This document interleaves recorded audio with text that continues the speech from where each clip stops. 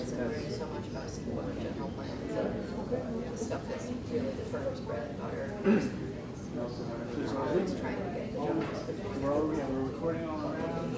And the other principals have these long-term relationships with city staff all over the state of California. And I just got an alert that Academy of Art University is streaming. So yay. So it's very plugged in there on the planning. So are they helping you?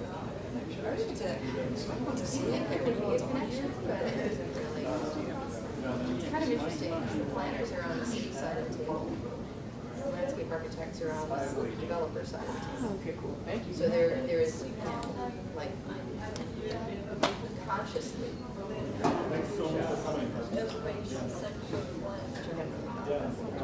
just let them know we're ready. I'm still going to figure out something until I get a buck into some of these things.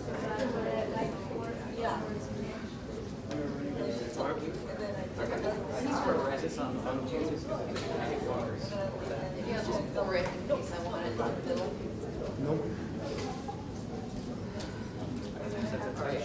Can I just stand here? I'll give you a countdown. All right, welcome everyone to the fourth in our fall 2019 speaker series. Hello to everyone on site and everyone online and anyone who's watching this. Later. Tonight, I have a guest who I'm super excited about. One of the things I like most about her is her passion for the technical aspects of landscape architecture, and particularly in grading and drainage. So many of you will suffer through the grading and drainage course, but grading and drainage, or really manipulation of the surface of the land, is really fundamental to what we do. I think you'll enjoy hearing from a landscape architect who connects deeply with the expression of the landform as an art and a technical process. So our guest tonight studied sculpture, topography, and European art history at Wellesley College. She holds an MLA from University of Massachusetts Amherst. Her curiosity has led her to work at many different types of firms, including her own private practice during the 2000s.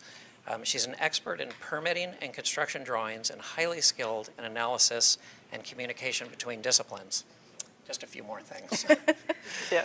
She's a licensed landscape architect in the state of California and is Bay-friendly certified. She also teaches the preparatory course for the LARE, the Landscape Architects Registration Exam.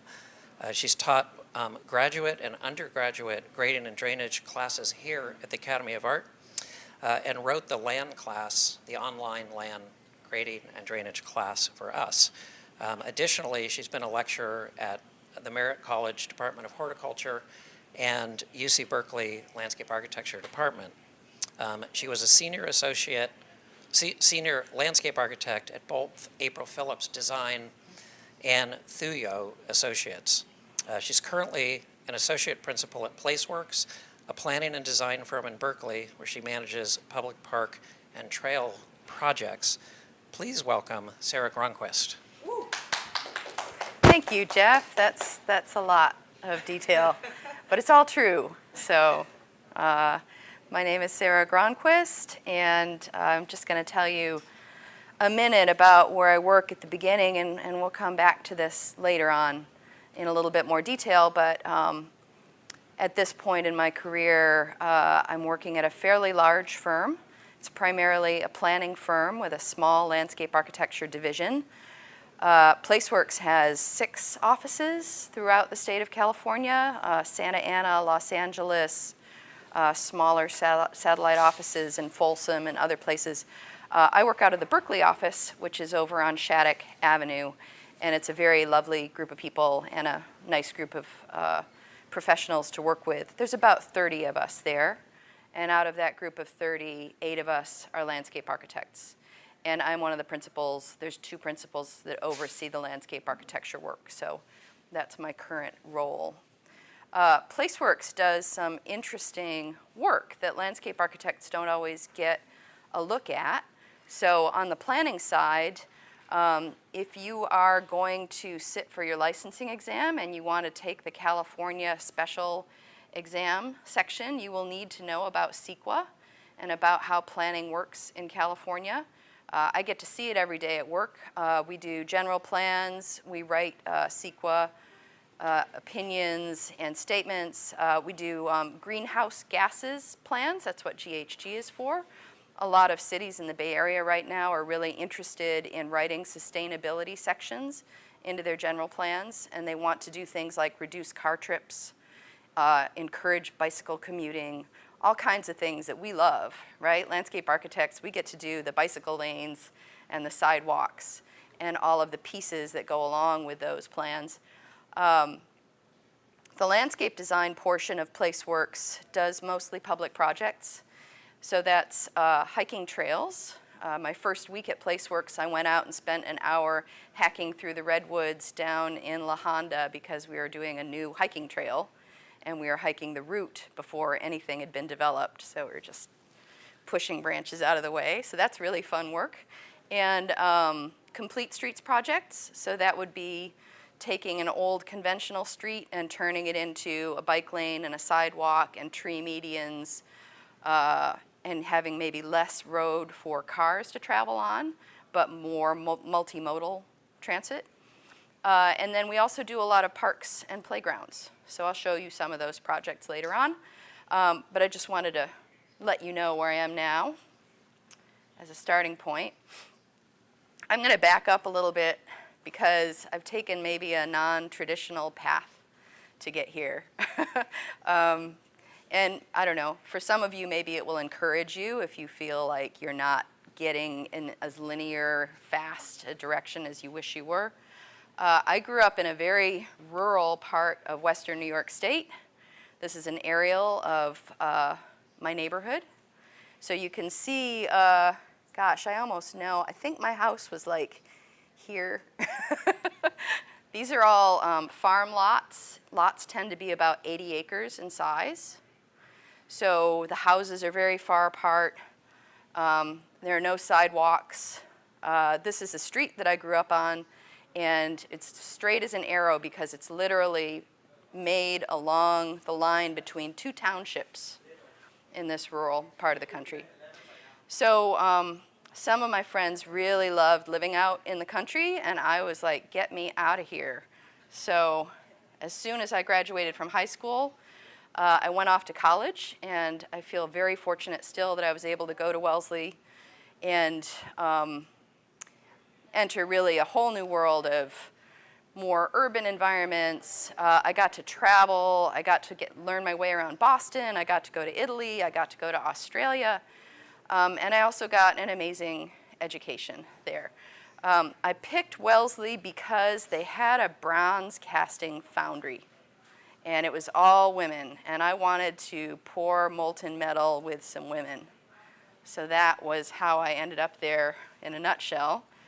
And while I was there, I did get to do quite a bit of sculptural work. This is a little piece that I still have. It's about this big, maybe. It's been portable and easy to carry around. But that was really where I started, and I loved that world of shapes. And I think, you know, I put this presentation together and then I was looking at it today, and this idea that things have form, not just objects, but the landscape has form too. You could think of a sculptural piece like this as being a positive object, or you could think of a bowl that it rests in as being a negative space that it occupies. And so this interest translated very directly to landscape architecture for me, and you know, I continue to be really excited about grading and drainage because it's not all calculations, it's about making shapes with the earth, which is really inexpensive and great to do, and it's permanent, it lasts a long time. So I'll show you some of the landscapes that are continuing to inspire me later on, but this was the starting point. For a while, I didn't know what I wanted to do. I spent quite a bit of time knocking around, doing funny things that wouldn't turn out to be my ultimate path, but in a weird way, they turned out to be very useful later on.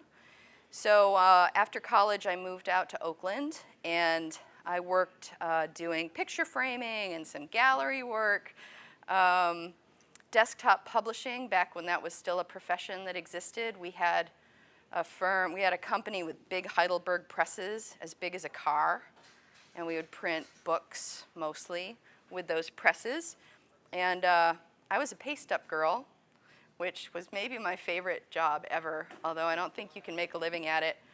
And you may not even know what paste-up is, but you would take your text and run it through a wax machine, and it would put sticky wax on one side, and then you'd take an X-Acto knife and cut out all those little pieces of text and stick them on a bigger piece of paper, and then take a picture of that.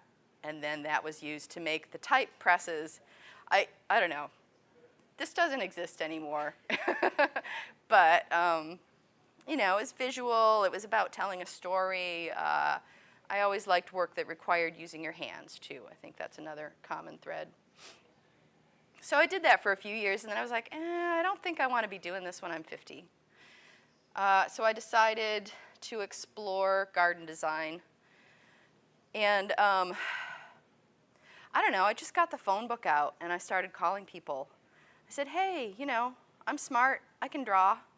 Can you use me? And I actually found a bunch of firms, small firms, that were willing to hire me part-time and let me do stuff. And I worked for many years for Chris Hecht, who was a private residential design build company in the Oakland Hills. They're famous for their masonry work, and I'll show you some of that in a minute. He just needed someone to make drawings so that he could get building permits. And his guys knew how to build everything. We would just make a few drawings showing where everything was going to go on the site, and then we didn't even really need to detail it because the crew knew, oh, we're doing this kind of wall just like we always do, and then they would go build it. It was a great learning experience for me because I drew it, and then maybe a month later it got built. And they would call me and they'd say, oh, you didn't calculate the right number of steps, and we had to redesign the stairs when we got out there. And I learned a lot, but they were also very supportive, nice people to work with. And then I did hand drafting in the office of David Thorne, and he's actually become a fairly well-known, very high-end private residential garden designer in Oakland now. When I knew him, it was just the two of us, and we were stomping around in people's backyards with a tape measure because the projects couldn't afford a surveyor. But this was like 1989, 1990. I'm dating myself, but it was a while ago. I worked for Laura Duhomme, who had a design build company. I worked on an installation crew for California Gardens, and so I was out there every day putting pipes together and planting things and placing rocks. And all of that was really great experience. Even though it felt like I didn't know what I was doing at the time, all of it's been really great experience. So here's an example of the kind of drawings that I was doing then. You can see this is pretty simple, what's happening in this drawing. And it's a grading plan, even though it looks really, really simple. There's a house at the bottom of the hill, and they had this big sloping backyard that they wanted access to. And so what we ended up doing was making a stairway with a ramp with stairs, and then making this really beautiful masonry patio almost all the way at the top of the hill. And again, I would go out with a little hand level, which is something that you guys might still have to do in the online course, because I think I wrote it into the grading and drainage class. They're great. You can do a lot with just a little handheld level. And, you know, I would literally figure out the elevation change from the bottom of the hill to the top of the hill and try and figure out how many treads, because then that has horizontal implications. All right, so you need to know the vertical change and the horizontal change to lay these gardens out. But on this one, there was a lot of margin for error, and I knew if I didn't get it quite right, the guys would fix it in the field.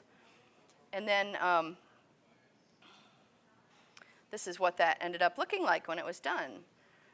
We hadn't planted yet. You can see the plants are still sitting around in cans.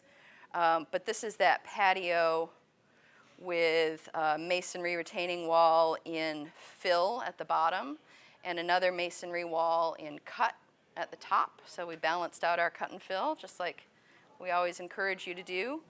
And his crew did beautiful work of this type. This is hand-laid Napa basalt, tightly fitted with mortar behind it. I was proud of a lot of these gardens. And here's what those stairs looked like. These were boxed timbers with simple infill of gravel and flagstone.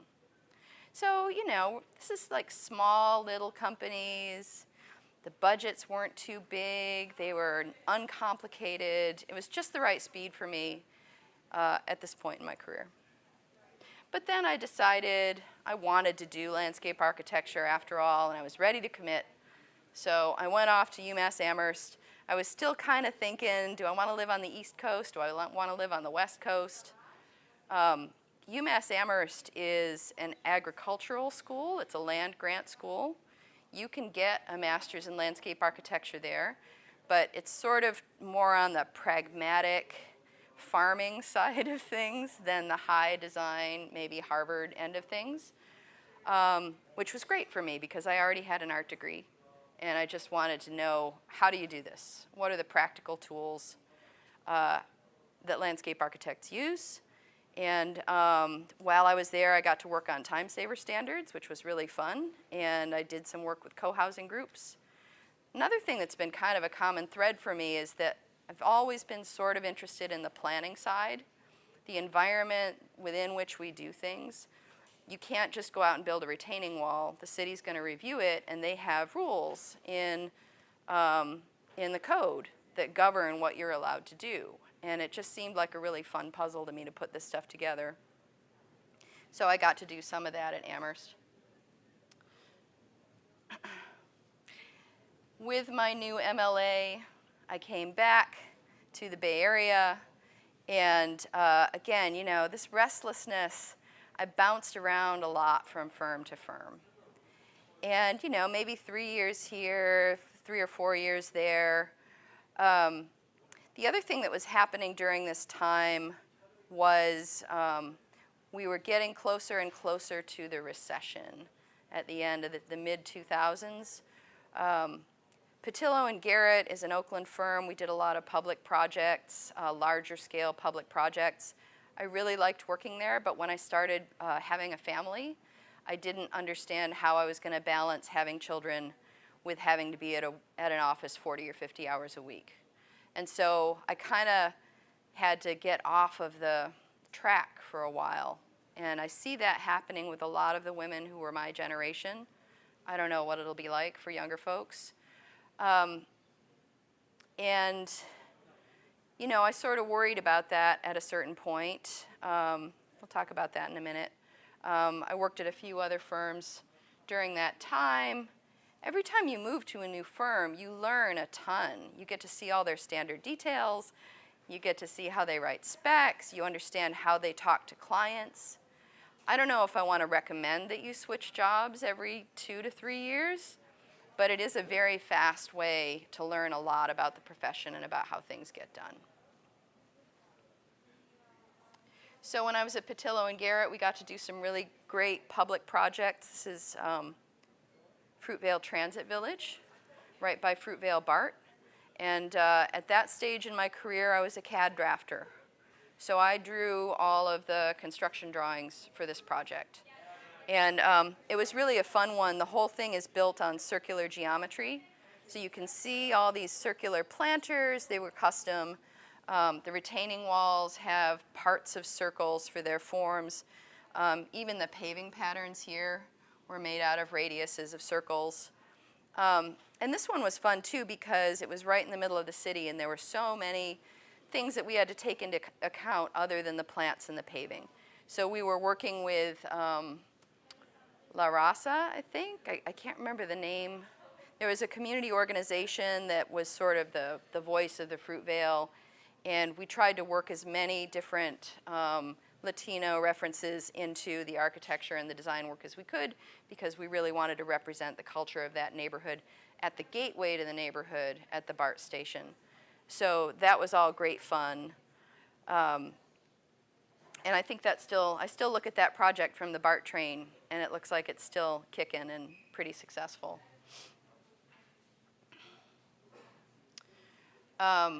During this time period, I also worked on many pieces of the Lake Merritt Master Plan. You guys all know where Lake Merritt is, right? It's sort of the centerpiece of Oakland. It's everybody's favorite place in Oakland. And I was a sub-consultant to Wallace, Roberts, and Todd when they were doing the master plan, which was looking at the whole lake at a schematic level. And then that master plan got broken up into a bunch of little specific construction projects. And I worked on those projects at several different firms because I was still kind of jumping around during this time period.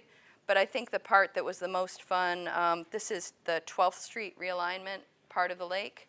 They actually reconfigured all the roads here and created a new amphitheater right on the water. Over here, there's a new pedestrian bridge and a new bicycle bridge. We provided a kayak connection out to the estuary under this bridge with a walking path that went along with that. So I started to kind of get a taste for these bigger projects. So we're not looking at somebody's backyard with a tape measure anymore, right? On this project, it was part of my job. I spent 2 or 3 days with a clipboard walking around identifying all the trees that were going to need to be cut down, 400 trees, because there was so much grading that needed to be done for the project.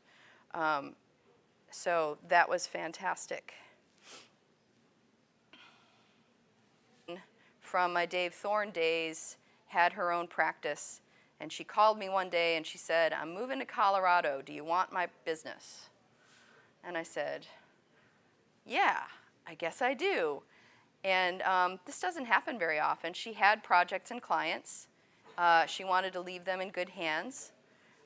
She didn't want to charge me anything. She just basically said, if you can be responsible and take this over, you can have the business. So I quit my job and I started working out of my garage, and that was when I started my own firm, which was really just me. I was a sole proprietor at that point. And at this time, we're starting to get into the recession a little bit. I mean, it's not this 2002. This is more like a little later on. And being a sole proprietor was good in some ways. I could always be on time to pick up my kids. But it was really hard, too. I was not very good at making money, I will tell you right off the bat. So if you want to have your own firm, you don't have an accountant, and you don't have marketing staff, and you don't have a principal to go out and do all the rainmaking. It's all you. And you can be, as a self-employed person, you can be an employee to a lousy boss, or some days you feel like you're a boss to a lousy employee.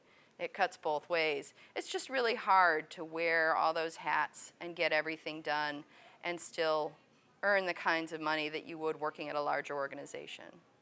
But again, you know, I felt that I learned a lot from it. And I probably did this for 10 years.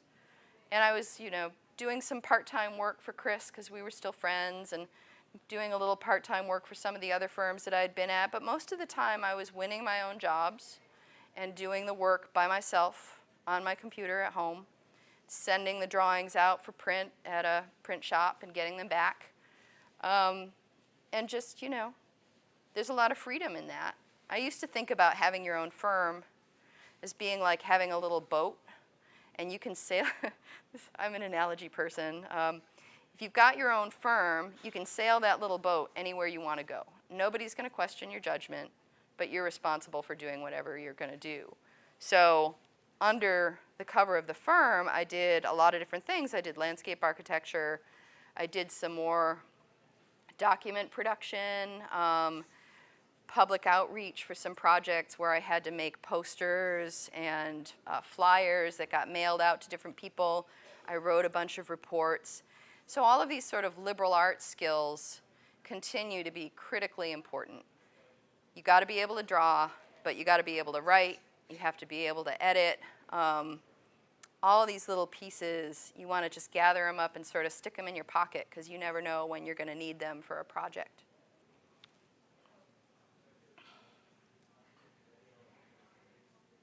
So during this time, one of the things that I started to do, because it was fun, but also because I wanted a little bit of steady income. I really started teaching more during the time when I had my own firm, because nobody could tell me that I couldn't.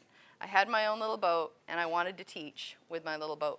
So I taught at a lot of different places in keeping with this sort of like curiosity and restlessness. My friend Ray Freeman invited me to come and help him teach the licensing review courses. And that was the beginning. That was in 2002. And I did that for a few years, and then connected with folks at Merritt College and taught planting design and grading and drainage and professional practice up there. And around that time, I came over and talked to Heather, and she said, we need someone to write the grading and drainage course. And I said, I can do that. And that was a huge project, but it was also really fun. The thing that's wonderful about teaching is my students and from the conversations that we have together. So that's been really, really valuable to me. And I don't do any of this teaching anymore because being a principal is super time consuming. But I do still do the LARE, which is the ultimate big picture of the profession. It covers all different scales, the entire United States, sort of all of the aspects of the profession. So that's continued to be valuable. But here's some of the stuff that I was doing with my firm. I just put together a little grab bag of things, just a few slides. So this guy called me. He had a corporation yard in South San Francisco where he stored semi-trailers, and that was his business. And the city had come around and said they didn't want to see that eyesore from the street anymore. South San Francisco was getting fancy. So he needed someone to design a screening fence for him that wouldn't be see-through. And you know, I don't know if he cared very much what it looked like. He wanted it to be inexpensive, but it was in such an industrial neighborhood. I really enjoyed working on this project. So what we came up with was sort of a long screening wall that was very simple with just different widths of steel, corrugated steel. And then every so often, to break it up and add some rhythm, we had these slightly larger panels where we flipped those steel pieces. And we had to do a rolling gate for the vehicles and a pedestrian gate, and it was great, really, really fun. And I was so happy when it got planted and finished. We just basically did the minimum that the city required, but this was an example of a project where I had a lot of freedom to do something that I thought was interesting while serving the needs of my client.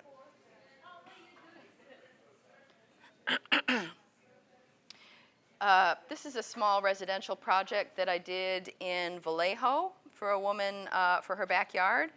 And she was another great client. She also was really interested in exploring some ideas. None of this stuff was expensive. She had an issue with her backyard, and you can see a little bit up here. Right behind her house, there were overhead telephone lines. Really, really visible and obvious, like this eyesore in the backyard. And we were talking about it, and we got along great. We had a really good time with this. And I said, well, why don't we detail the garden so that it looks like telephone pole towers and just make a virtue out of that.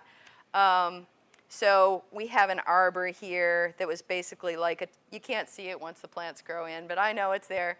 It was a T-shaped arbor with wires holding up the vines. She needed a laundry drying rack, and we came up with this idea of doing it like a milagro. You know, those crosses where you hammer in little charms. And she could put whatever she wanted on that. And so she really liked that, and she started sticking things on it right away. She was really excited about doing a green roof on her shed. And this was super low tech. We did not use drainage panels and, you know, fat foam pieces. We just did some landscape fabric and waterproofing sheets and just gave it a try and saw whether it worked or not. And it looked great, and it was really fun.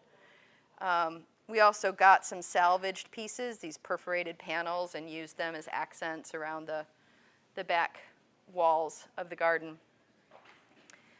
So that was fun too.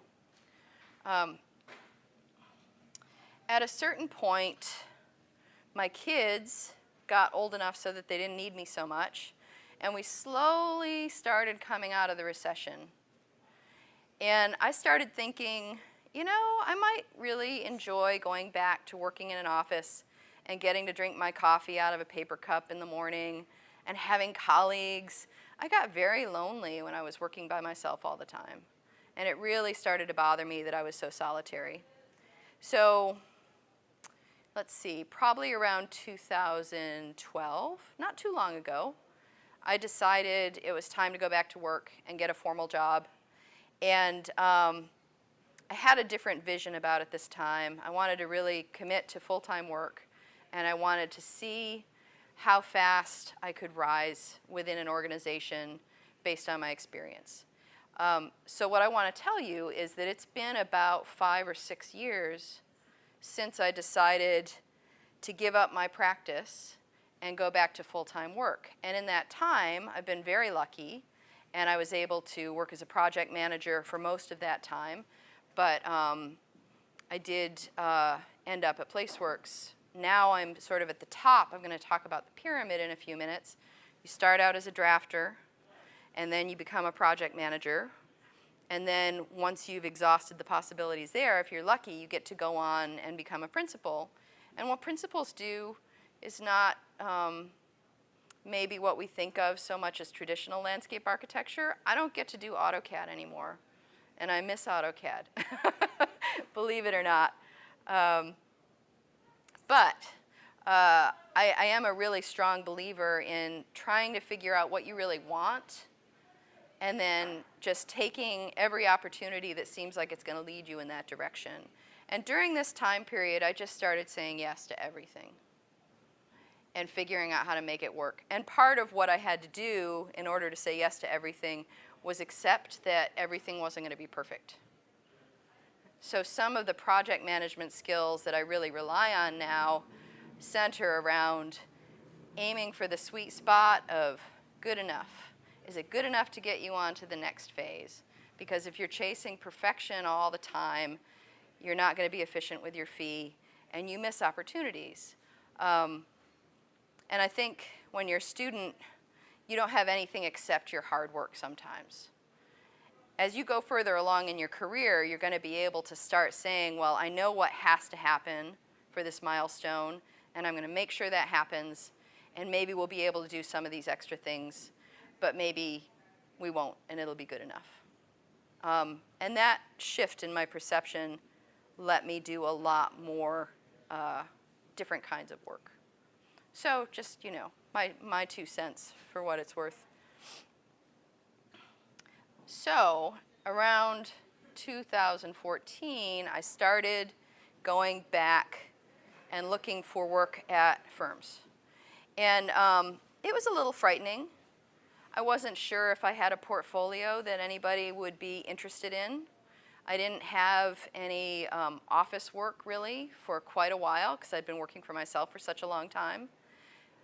So there's this sort of thing that I've talked about with my friends where you feel like you got to find the on-ramp back onto the highway. You've been driving around the neighborhood and it's been really nice in the neighborhood, but you want to get back on the highway. You can't just get on the highway. You kind of have to be strategic and focused on it until you can find that on-ramp. The first job I got was at April Phillips, where I went and I worked as a project manager. My son always calls me during presentations. I don't know why. And this is the other thing. Your network is worth gold. I came into San Francisco one night to go to a lecture, and on the way back on the BART train, I ran into Ray Freeman and Linda Phillips, who I knew through teaching with Ray. And I told them that I was trying to get back into a regular full-time job. And Linda said, you should call April. She's looking for someone. And I called April, and I had a job within a week. I had been looking for quite a while before that conversation on the train. So some of their work in a few minutes. Not only was it geographically desirable, they do amazing design work, and it was a really good place for me for a while. And then I had the opportunity to become a principal at PlaceWorks, and I didn't feel I could say no to that.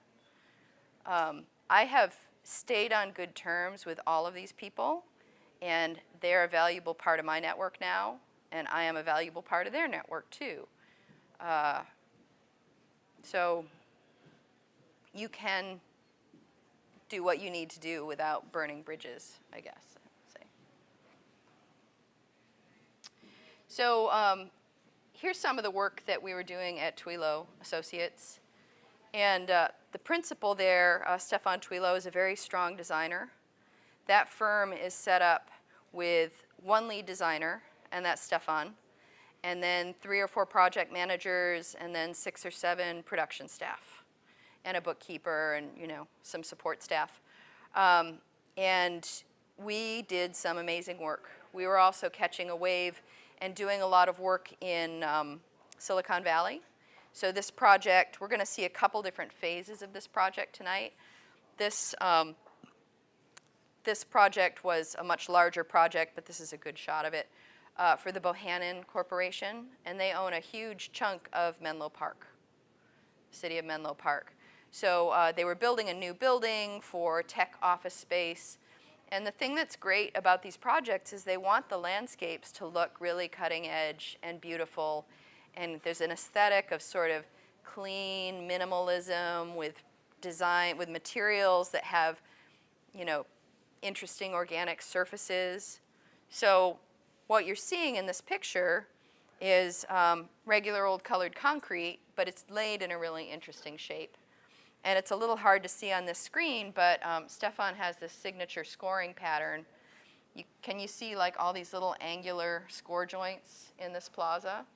So the way that we poured this was really interesting in a technical way. We would have the truck come out, and they would pour maybe this piece, and this piece, and this piece, and they would leave a void in between each of those pours. And then they'd come back with another pour after the first pour had cured, and then they would fill in all those gaps. So what that allows you to do is have what looks like an irregular, more organic pattern, but you still have control joints that are controlling your cracking. We would still define where expansion joints were going to be and lay those out. We had to do that. But the other thing that's sort of interesting about it, you can kind of see that the concrete is slightly different colors between these pours, because you're never going to get a perfect match. And we sort of liked that organic quality. It looked more in keeping with the natural sort of clean-lined but not pristine materials in the rest of the garden. So these retaining walls are made out of Corten steel that we detailed and had fabricated in a shop, and then they would come and install them and do some site welding and grinding to put them in place.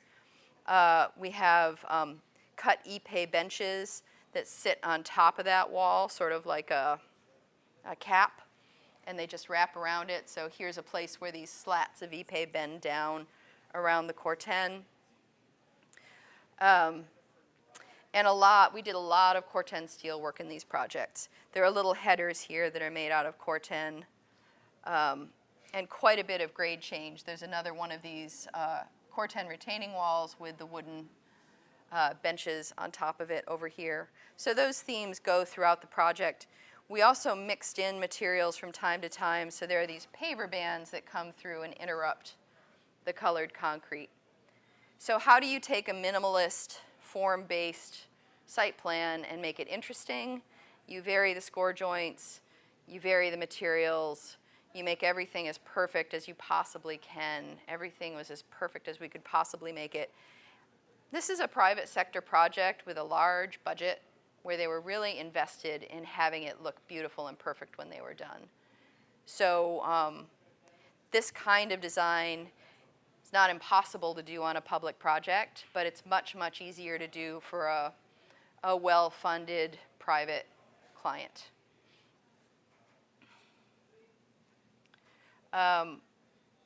We did a lot of projects, but I'm just going to show you a couple right now for the character, the design that we did at this firm. This is a new civic center that's going to be built in Newark, California. And again, The forms are fairly simple. We're using a lot of sort of oval curves in this one. The materials, this is a rendering. This isn't the finished project. Newark was building 3 new buildings, a police station and a library and a city hall. And they had 3 different architects. And then the landscape architecture team had to tie everything together. And again, there's a decent budget on this one. We really got to interact with the architects. They curved the face of the building for us so that the landscape and the buildings would speak to each other and have sort of a seamless vocabulary of forms. And you can see some of the same tools that I was talking about in the previous project.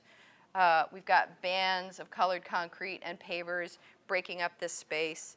And those bands extend out into the planting areas to break it up even a little bit more. So there's sort of a perfect blend of simplicity and a little bit of eccentricity here. These aren't necessarily regular or symmetrical. It makes it more interesting when you're on the ground to have some variation along those lines.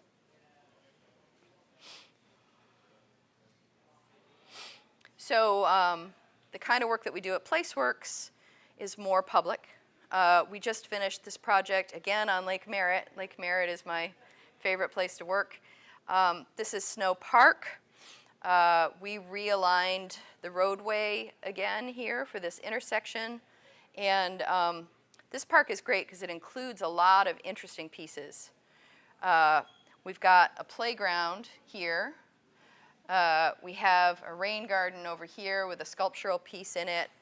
And then as part of the road reconfiguration, we got to do this complete streets multimodal piece over here. They gave the road a diet. Do you guys talk about road diets? Not in that terminology, but we got started doing that. We throw that around on these projects a lot. So the idea is your road is too fat. We're gonna take the road and we're gonna put it on a diet and we're gonna make it thin. I don't want to take that metaphor too far, but the idea is if you shrink down the space allotted to cars, it slows traffic, and it makes room for all these other wonderful things. So we have rain gardens in the medians. We have a 2-way cycle track that wasn't there before that goes along the side of the road.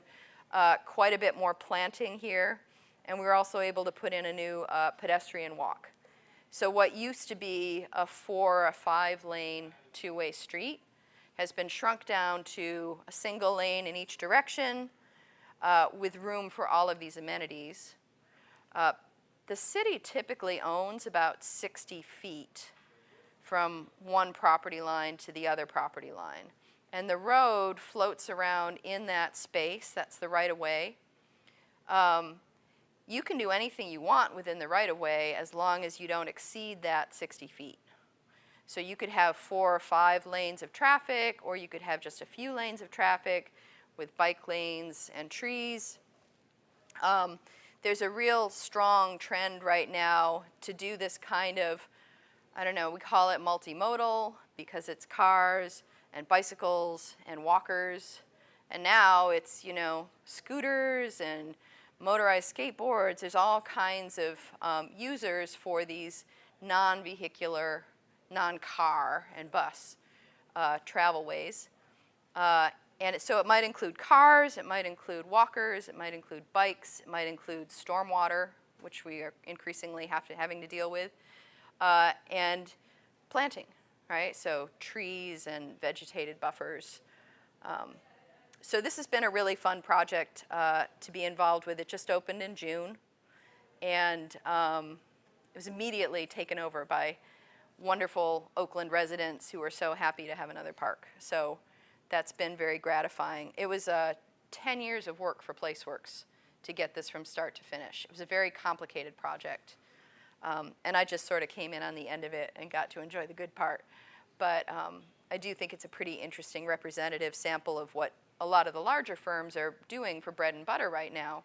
Cities are really, I mentioned at the beginning that some of our planning work is trying to reduce greenhouse gases, sustainability plans, and the main tool that cities have for doing that is managing transit and providing more bicycle routes and safe routes, making sure that things like schools have safe routes from neighborhoods to the schools. So we're doing a lot of street work right now.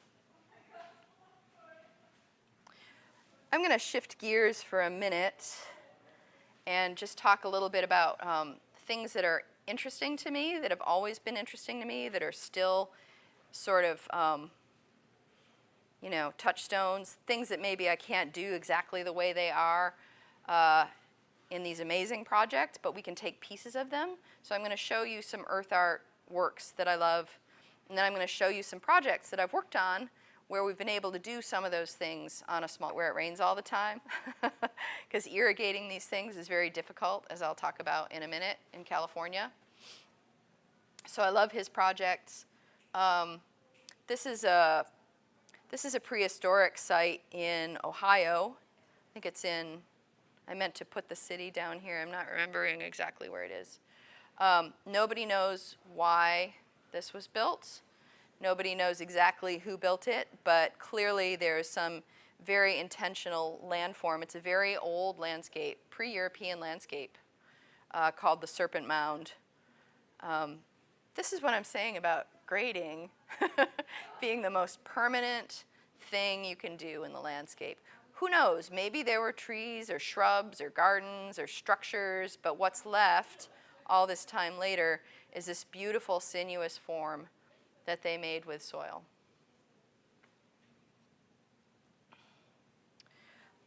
This is another, oh wow, these things really do not blow up well, I'm sorry.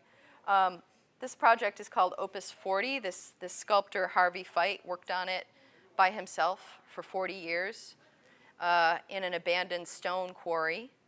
He just went out every day and moved rocks around, and he built this amazing multi-level art object that you can walk around. I apologize for the quality of the slide, but there's a lot of information online. This is a very famous earth art piece, and I encourage you to go and look at it if you're interested in this image. What I love about these is that it's almost like sculpture you can walk in. So he's got a 50s vocabulary of form, maybe, right? So in the United States, we talk about, we make fun of it when we say kidney bean design. So maybe the pool is shaped like a kidney bean or like a cashew. But when someone does it skillfully, I think it's still really beautiful. So these curving forms that aren't really circular, maybe circles appear from time to time, and it's three-dimensional. You can move around in it, you can walk in it. There are places where you can go down and it's up above your head. It's a very rich spatial environment, which is what really interests me about these things. All right, so I haven't gotten to do this yet. Still crossing my fingers, we'll get a client that wants to do this. But I have gotten to do quite a few projects that had three-dimensional design elements in them. And I'm going to start with a really simple one, just because, not everything is in SketchUp, and this was before we had SketchUp and Lumion. I love Lumion, by the way. It's expensive, so you might not get to play with that till you get to a firm that can afford it. But you have it? Oh, great. You should learn that stuff. It's very marketable. Job seekers, very marketable. But this one, I worked with these sculptors, Daub and Furman, and they wanted to go after a park competition in Las Vegas, and they asked me to do the landscape design. And this was when I was still working out of my house, so this is my dining room table. But I just started thinking about it three-dimensionally with the simplest of materials. I cut chunks of cardboard that were to scale. And this day I was feeling like thinking about when you're thinking three-dimensionally so that you can imagine what it would feel like to be there. So I worked on this, and Rob Furman and I are still friends, and we talked about it a lot, and we ended up developing an idea that we felt strong enough to go to the competition with, and we commissioned an acrylic model by a professional model maker. This was 6 feet by 4 feet, and it's simpler now, right? But we ended up with this sort of sculptural element that you could walk on, similar to Maya Lin's Vietnam Veterans Memorial. It would have names inscribed on black granite around the outside perimeter. And then their main sculptural gesture was going to be this gilded eagle with a bell in the tower. I thought this was a great design, but we didn't win. But it was really fun to work on. I really, really enjoyed working on this one. I want to show you a Twilo project that is finished now. And this is a picture of this project under construction. And I know we're getting close on time. I got to go a little faster. The idea here was to have a ring of raised earth with pathways that cut through it with pieces of metal forming those cut ends with a plaza inside, a small, like 3 or 4 person sized plaza. And this is what it looked like when they were working on it, and this is what it looked like when it was finished. It's quite beautiful when it's done. And you know, Twilo trademark components here, maybe you see them by now. So here's, actually this is decomposed granite with stabilizer cut through with a colored concrete path.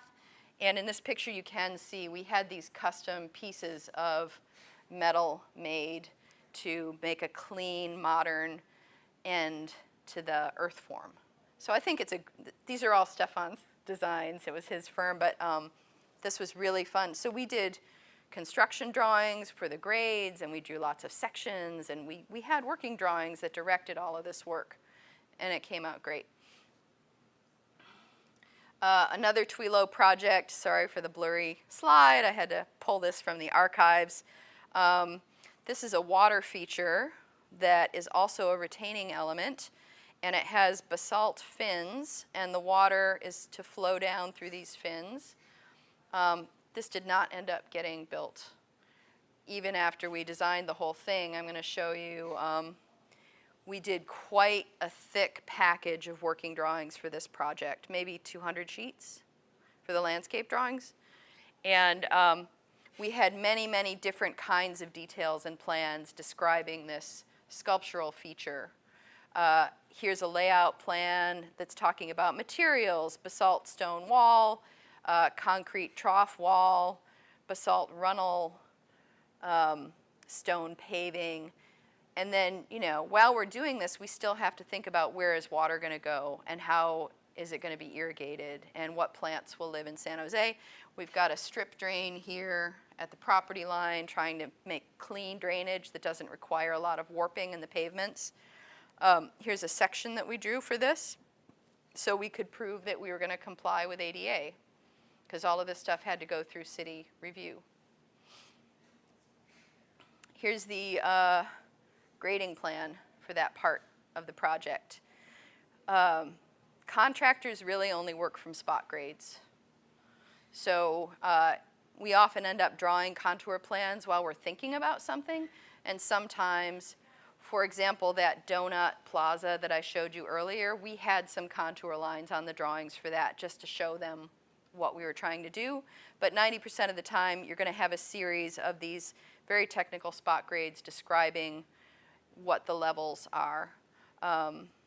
So here's that fountain feature with some stairs on either side. So the thing that's continuing to be interesting to me about this is you come up with this sculptural idea, and then you have to translate it into these assembly instructions. And I still find that process very interesting. At PlaceWorks, we just finished a park in San Jose dedicated to a writer, Iris Chang. The centerpiece of this park, we had trouble getting the sod to establish. It looks fantastic now, but this one shows the grading. There's a sculptural piece in the middle, and the grass flows up to it in a series of ripples. And the idea here was one person makes a big difference. So this is meant to be a stone striking a pool of water and making ripples that extend out forever into the world as influence. And we were able to persuade the city to let us do this as earth form, which is fantastic. Very, very hard to irrigate this, but we made it through the hottest part of the summer, and once the rains come, I think we're going to be fine. We use no-mow turf on this, obviously, because you're never going to get someone to mow this. It's not possible. Here's what that turf looked like on opening day. This is a different part of the park. But you know, these meadowy plant materials are really lovely on earth form. And they solve a lot of the maintenance problems that you might worry about with shrubs that might not get watered enough or regular turf that has to be mowed. I'm just going to show you one more park project from Placeworks. This is a park in Alameda. And this hill has a little plaza at the top with a play structure and then a climbing slope and a slide that's built onto the hill. This site was flat when we started. We proposed to the city that we build this hill and it extends down in sort of a ridge into a nature play area with stumps and logs and boulders. And they were excited by the idea, and it worked out great. This park opened a year or two ago, and we're having trouble because people love it so much that they're wearing the grass down to nothing with foot traffic. But it's a very successful design idea, I think, that was implemented in a difficult setting. You know, park budgets are not like South Bay, Silicon Valley budgets, but the city was really excited about the idea and we were able to get it built.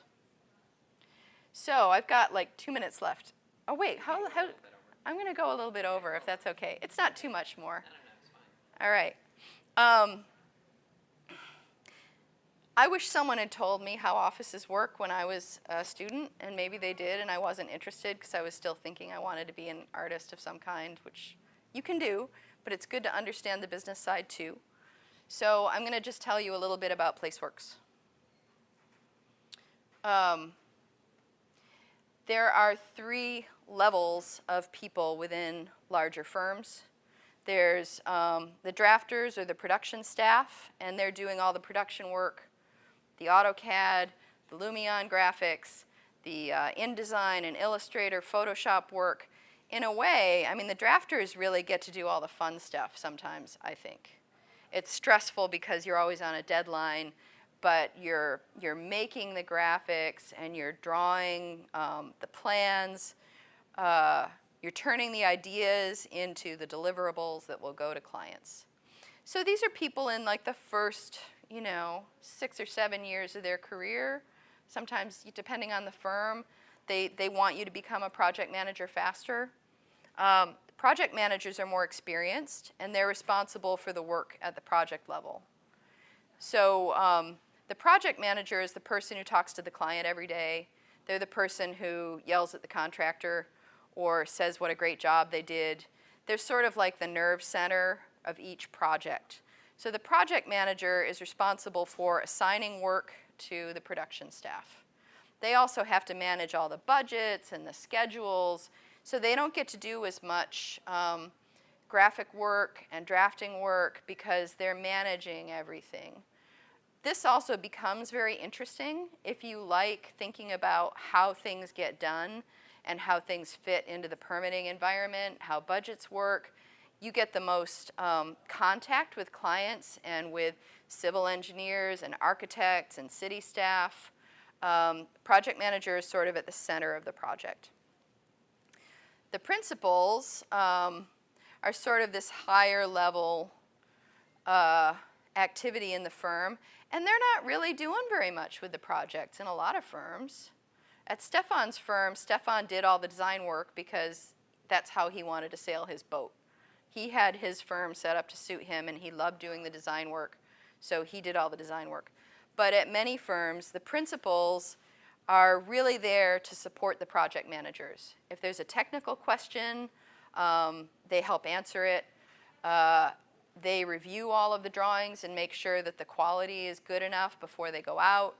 They monitor the work of these other people on the team, but they spend a lot of their time going out and finding work, really. I spend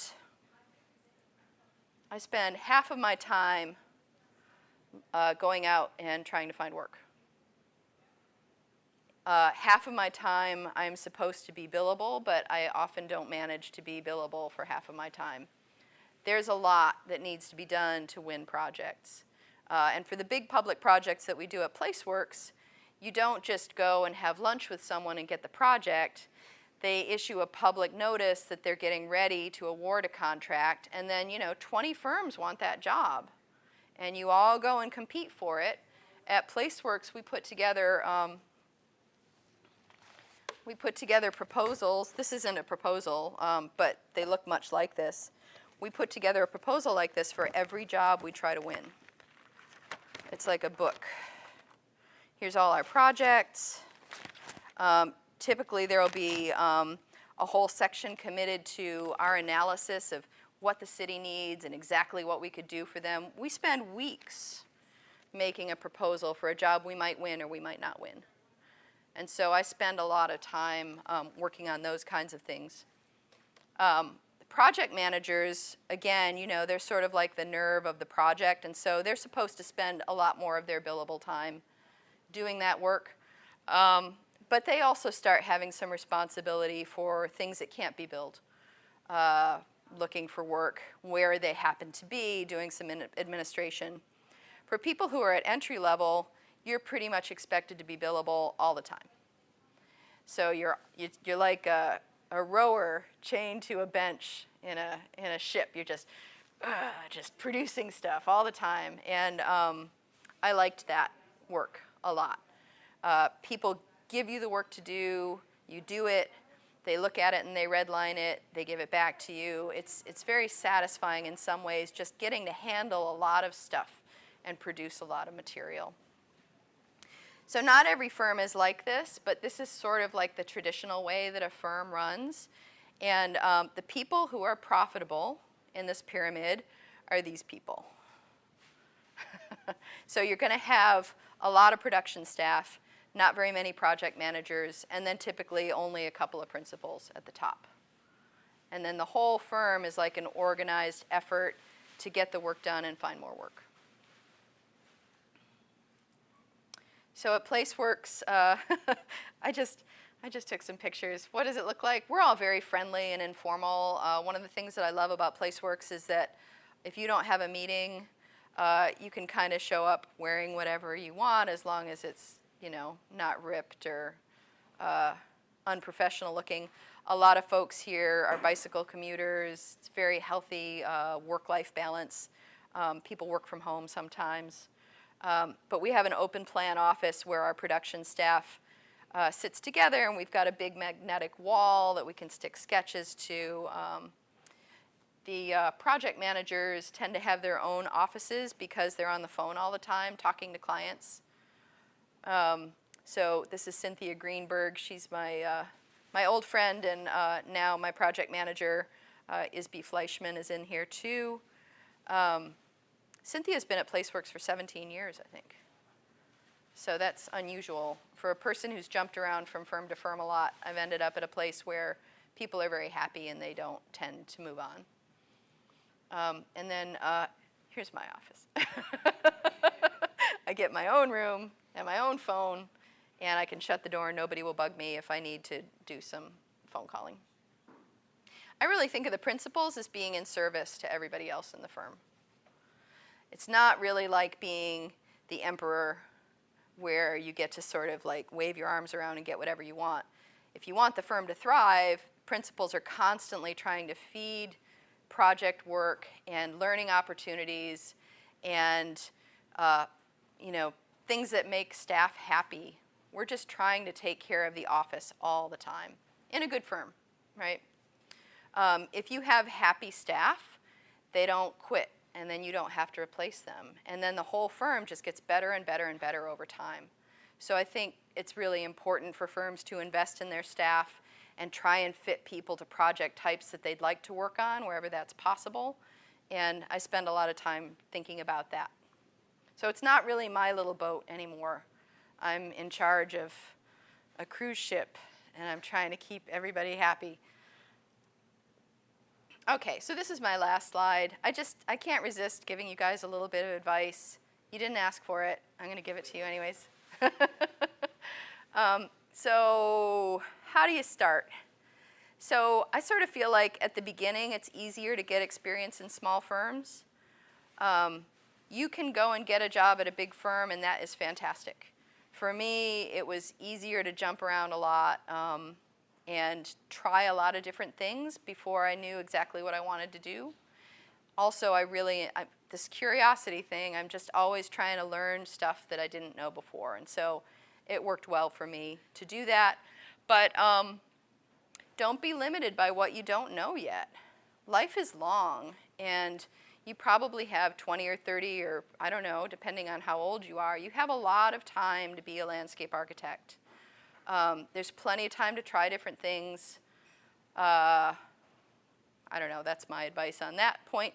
I feel large teams and ambitious projects can also be extremely satisfying. When I was working for all those small companies, we never ever would have been able to do those big South Bay projects. That was we had 5 or 6 people at Twilo working full time on those projects all the time to meet the deadlines. So we really needed a big organization to do that.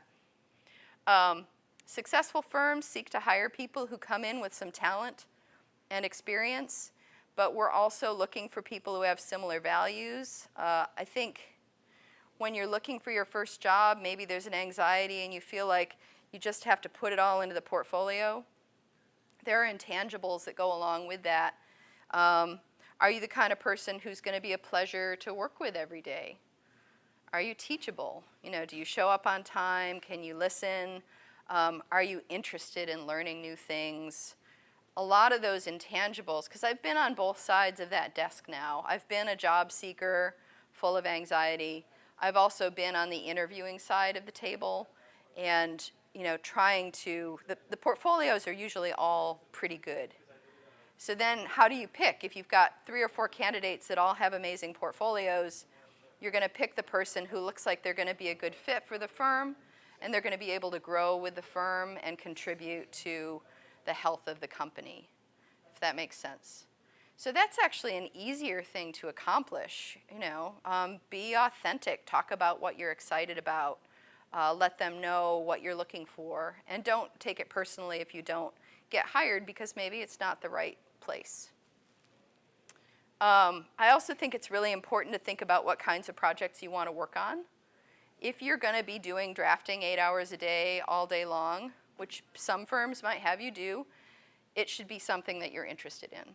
You're going to learn a lot, even if you're just doing the drafting. I also like to think about seeking an office structure that suits you. Some folks will graduate from school and they'll run out and they'll start their own firms right away. That's great. Some people will love that. I didn't want to do that because I like being on a team and I like working with people. I like learning from people that have more experience than I do. So this is sort of like questions to ask yourself. Do you find large groups of people stimulating or overwhelming? Like, what's the right size of office for you? There are design firms that have 70 people. When you go and work at an office like that, it'll take a long time before everybody knows your name. Maybe you'll find that liberating, or maybe you'll find it soul-killing. I don't know. It has to do with what makes you happy and what the good fit is for you. How much variety and how steep of a learning curve do you enjoy? Some firms do the same project over and over and over again, and you can get really, really good at doing that. And then you have a low-stress, predictable, enjoyable day, if you like that kind of thing. Some firms, there's always something new coming in the door. The deadlines are coming really fast and hard, but you get to do so much work. Maybe that's the environment that you would enjoy being in. I almost feel like that kind of like, what's the weather at this firm? What's the pace? What kind of work is it? How do people relate to each other? If you can try and figure that out while you're interviewing or considering firms, that stuff's really important. Do you like to be given well-defined tasks with lots of support? Or would you rather work really independently? Some firms, they kind of let everybody have a little piece and go away and solve it and then come back. And that structure can work really smoothly too. The thing that you won't find is a firm that mixes those two together very often because it tends to frustrate everybody. So I would think a little bit about what kind of structure around you you'd like to have in your office environment. And then the last question I like to ask people is, start thinking about your inner compass. You clearly have one already because you're here. Where would you like to be in 3 years? Where would you like to be in 10 years? The big one, a lot of things can happen over a career of 20 or 30 years. There's no reason you can't be ambitious and think about the kinds of projects you want to be working on 10 years down the line, because the decisions that you make between now and then can get you there as long as you know what you're trying to do. So my parting advice is think big and don't worry about what you don't know. Just find stuff that you enjoy doing and go for it. So that's the end of my presentation. Sure. Thank you, Sarah. Yeah. That was great. You covered a lot of material, and it was quite awesome. Oh, good. I think you guys. What we're going to do, we have about 15 minutes for questions. Do you guys have any questions off the top of your head? Yeah. So why don't we start for a few in the room, and then if there are any online, we'll do that. I'm going to put my glasses on. Okay, that was awesome. So I can see. So after listening to your presentation, it feels like you have a lot of experience with drafting. Mm-hmm. And I want to ask what, when you start drawing for designing a plan, drafting a plan, what would you think first? And what's after that? What's your idea after the first step? Let me see if this answers your question. So something that I didn't know when I started that I rely on every day now is what degree of tightness you need to aim for at every stage of the process. So at early stages of the project, when you're in schematic design, you want to be as loose as possible and almost like unconscious. Like sometimes I just draw things without thinking about it too much and just try and draw a lot of things and then go back and look at it and see what's going on within that drawing. As you proceed, your drawings get tighter and tighter, and you need to be more and more detailed about exactly where that line is or exactly what shape that thing is.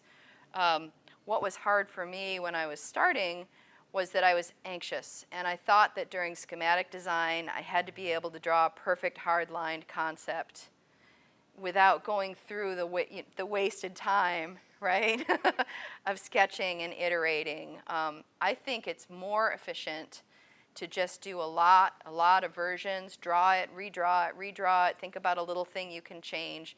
It's almost like letting the design show itself to you.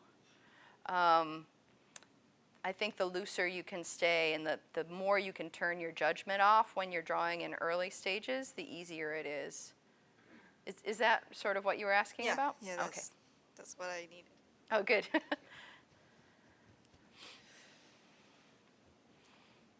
Sorry. How did you find balance when your children were young? Well, that was where I really felt I had to start my own firm and be a little more flexible and a little more part-time. And sometimes in order to get the work done, that meant that I was working odd hours. So I might work on the weekends or work on the evenings. My children were in daycare that was really close to the house. They also got used to seeing me working. But I could do it at a pace and at a rhythm that fit what needed to happen in the household. For whatever reason, I think a lot of women feel like they really need to be the one who's available all the time.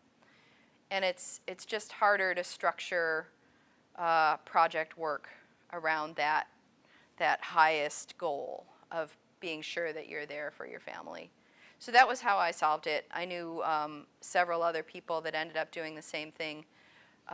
Nothing is permanent. I can't remember, was it, somebody said, it might have been Ruth Bader Ginsburg, maybe somebody else, you can have it all, but you just can't have it all at the same time. So there's a 10-year period there where I had to put a lot of things on hold. And it was a little scary to put those things on hold, but they did come back to me. And I'm very happy about how my sons have turned out because they had really good support during that time. So those are my thoughts on that. It's much easier now because you can work remotely, you can work from home. There's no reason that you can't decide how you want your working hours to function and then seek out that kind of arrangement. It might take some time to find it, but yeah. Do you have any tips for visualizing Earth form from 2D to 3D?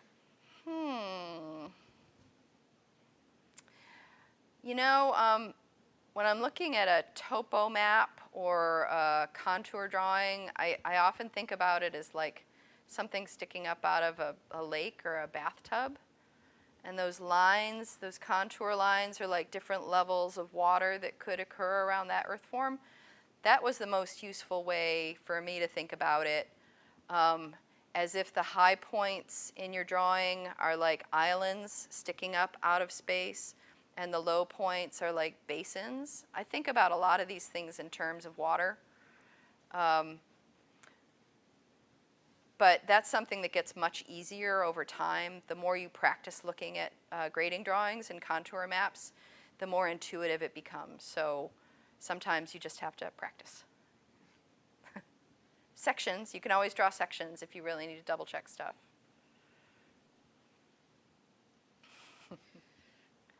Is it possible to paint the concrete using natural stainers? Yes. Yes. I am going to refer you to iron oxide dust, which makes a beautiful golden stain on concrete. Concrete's kind of porous. It's not really a paint, but it's basically just iron dust, and you can definitely use that in a lot of situations. There are a number of different surface treatments through Davis and through Schofield, and they often tend to have some kind of mineral component, copper or iron, that gives it the color. But I wouldn't call those natural. They're going to have emulsifiers and binders and sealers and things in them. So iron dust is the way to go. Iron oxide. So this is a question from Russia. How old can you start training? Is it okay to start between 30 to 40 if you're like 30 to 40 years old? Sure. Yeah, I mean, I was a little bit of a late bloomer because I fiddled around with all these other things first. I know people who began in their 40s as a second career. And during my teaching, I've had a lot of people who were just burned out in tech, and they're transitioning into landscape design because they thought it would be more satisfying. I don't know that there's any limit on the age that you start.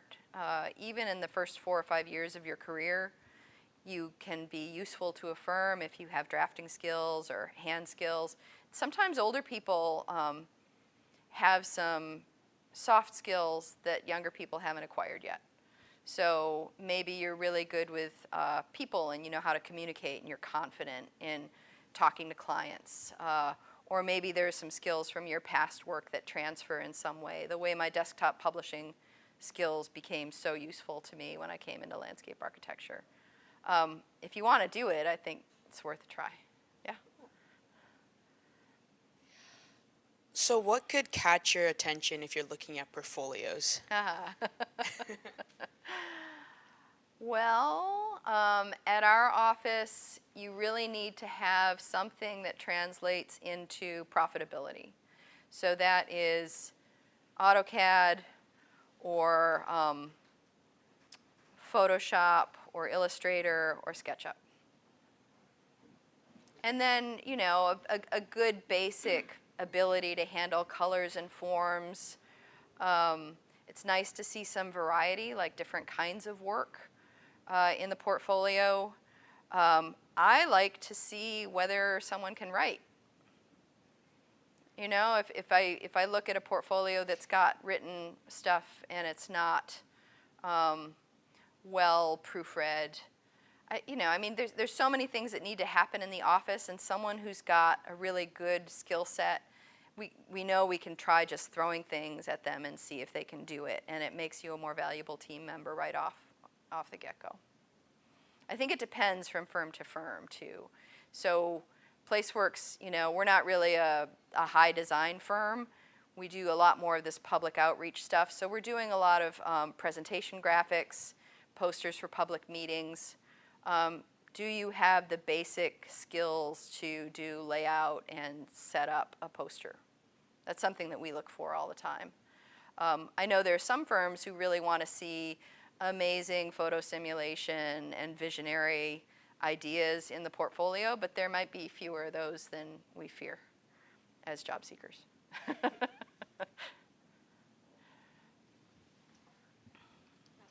My question is, if I want to earn lots of money, so which level should I try to become, like the principal, the manager, or the drafter?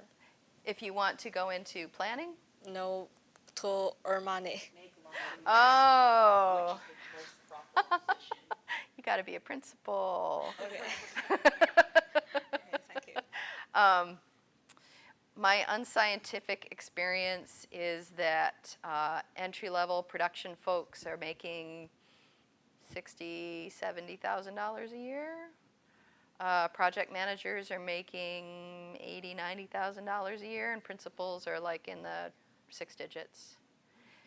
But, you know, it varies a ton. I mean, I almost hate to throw numbers out because your mileage may vary. Like Placeworks, because it's a planning firm, pays better than most landscape architecture firms. Planners are more profitable than landscape architects. I don't know why. So there will be some firms out there that, you know, pay lower and some that pay higher. Every firm has to balance what they're able to bill from their clients against what they pay their staff. So again, it's not personal. It's usually a very simple equation. If we pay you X, we need to bring in Y amount of dollars. And so if you work at a firm where they're willing to explain how the business is set up, it's very interesting. And then you understand how the amount of work that you can do contributes to the profit that the firm makes, which turns into your pay. It's so the more useful you are, the more money you make. And the more you can handle complicated things like client interactions and contracts and bringing in work, the more valuable you become. But it takes time to get those things. Yeah. How valuable can an MBA holder have coming fresh into this industry? I don't know. I think some firms would be very interested in that. For some firms, it may not be an asset. An MBA who doesn't know anything about construction is not profitable. I mean, that's a simple way to look at it, right? So the bread and butter of a design firm is designing and managing or observing the construction to get something done on schedule and on budget. So there's a lot of discipline-specific stuff you need to know before you can manage everybody in the firm to make a profitable firm. I think it's useful. I feel like a lot of designers, including myself when I was younger, would really benefit from thinking a little bit more about how the business works and how our creative efforts turn into income. Because it's all logical. It's explainable, but usually people don't bother trying to explain it to you until you've been at the firm for a while.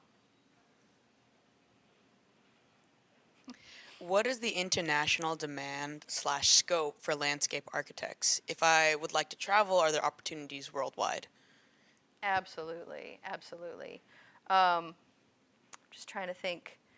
I know it's a little out of date now, but during the recession, because business was so bad here in the Bay Area, I knew a lot of people that went and worked on projects in China. A ton of people from the Bay Area were at firms that ended up getting work in Asia. And I think there's still a pretty strong flow back and forth between Asia and the West Coast. I think it's a little bit harder to transition over to European countries. They have slightly different, ironically, right? Because there's maybe more of a an English presence there, cultural overlap. But yeah, so I would say specifically within Asia, there's a. So, yeah, thank you so much for coming. Your story was great. Oh, It was good. really good to hear about. I think it's really interesting, the connections between art and landforms and landscape architecture, and you have just such a breadth of experience, and your ability to communicate that is really great. So just want to thank you. Thanks for having me. Thank you, everybody who is online.